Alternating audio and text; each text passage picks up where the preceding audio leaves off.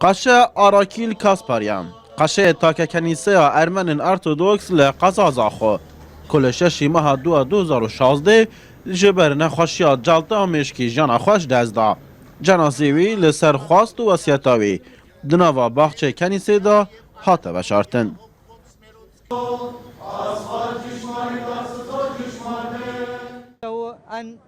و شارتنا قشه آراکیل کاسپاریان دناوا کنیسه دا لسرخواست و وصیت آوی بخوا بویه مجی وصیت آوی تدفن بجهلینا في باحة الكنيسة. جدازدانا قشه آراکیل لجم ارمنان جدازدانا کساتیه که مازن و پیروز بون لورا به خمکا مازن ددن زانین راستیان بخم کتم با اجتزدانوی قشکی وکی یعنی شارزا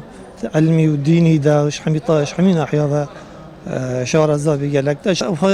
قشل عراقية أرمنيا بشكل كيمن أنا حمي عراقي حفتهاش قشة ما هابين أما إيكيش دازدا قشة كيموتيا قشة جيكيش لغة أرمني كيم تزانن حمي جهگرتنا قشه آراکیل هشتان هاتیه اکلا کرم و سروک طایفه ارمنان و قشه کنو جبوی کنیسه مریم العذراء لزا خود دست نشان بکه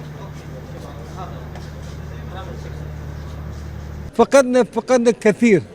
مو فقدنا قس مو فقدنا شخص براستی ما کساتی یک مازن جدازدا کساتی یک بو خدمت مهمیان دیگر بو جهگرتن آویشی مطران ددم به دا دقشه که دستیشان کرد هو اللي يقرر الشخص المناسب في مكان المناسب.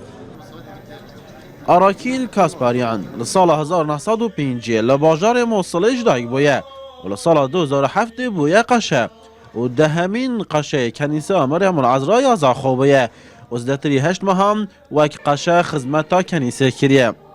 کنیسه مریم العذراء لسال 1923 هاتیه درست کرن و تاک کنیسه ارمنانه لقزازا خو که حجمار اوان زدتری 1200 کسان دبید.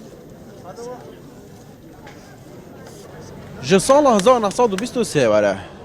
10 قشان دناوی کنیسه دا خدمت کریه قشه هر داوی جیل سر و وسیط آوی بخوا دناوی کنیسه دا هات فشارتن آدم کنیسه دا به دست هر ارمنیان که ناکهوید خارق عمر این آرتی زخ